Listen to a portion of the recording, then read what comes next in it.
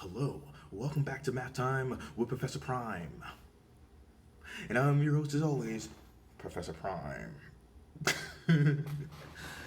Alright, so what I want to do today is I want to talk about age, I want to talk about my birthday, and I want to talk about what I'm thinking about in this next year.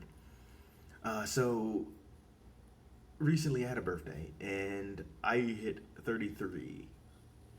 And it got me thinking about a lot of different things. And I was excited to hit 33 as opposed to fearing it or just not enjoying constantly aging. Because I think when you're younger, you hear a lot of things, and I know me personally, I heard a lot of things about aging.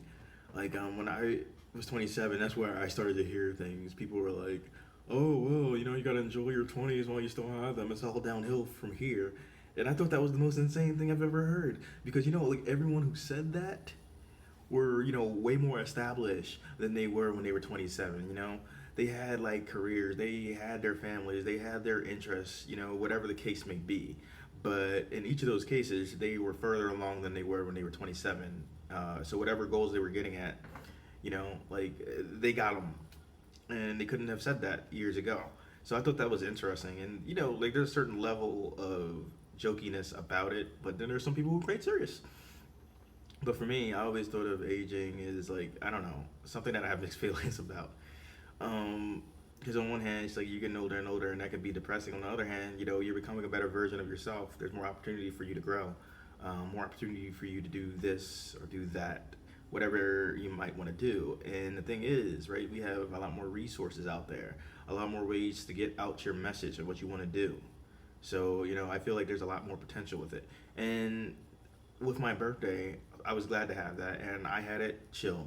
I had it with my family. Um, Basically, I just like watched silly comedies and ate awesome food while just celebrating with my family. And oh my god, family is the most important part here, but I wanted to mention the food because my mom, she went all out. It was awesome. We had ordered some pizza, and then for desserts, all that was like homemade. There was homemade apple pie where I will never guess all of the ingredients. My mom won't tell me, not yet anyway. And then there was these homemade cookies, and they were like everything was good, and they were like ridiculous. Like I don't usually eat a lot of desserts, but not only did I have the pie that day, but I had 8 cookies. Like it was insane. They were chocolate chip chocolate cookies. Um, yeah, so that was awesome. But anyway, as I got older, having a pretty chill birthday is a good thing for me to have, and I had a lot of chance to reflect on my life and what's going on out there in the world right now. Because, as you know, if you're watching this in 2020, well, it's kind of crazy right now. If you're watching it afterwards, hopefully it's better. But I believe it'll be better. So if you're watching in the future, yeah, you might be like, oh yeah, I was there for that. I was there for 2020. It was crazy, like you were saying. But my whole thing is like I've been reflecting on that and reflecting on the opportunity for self reflection that I've gotten from it. Yeah, so it's been a very very fascinating year. 32 was not great, not gonna lie to you. Um, but that was for a variety of reasons, and I'm fixing what I can in my personal life with that, and just adjusting to the insanity that's out there. And age is a very very interesting thing because I am 33, but what does that mean, though, right? Well, it imparts a certain amount of data, but it doesn't tell you the whole story about me. It gives you an idea of course, when I was born and what kind of era I grew up in. But some of that is also informed by where I grew up in, and that's how I was raised in my nature and all that. Right? It's a complicated picture that gets painted.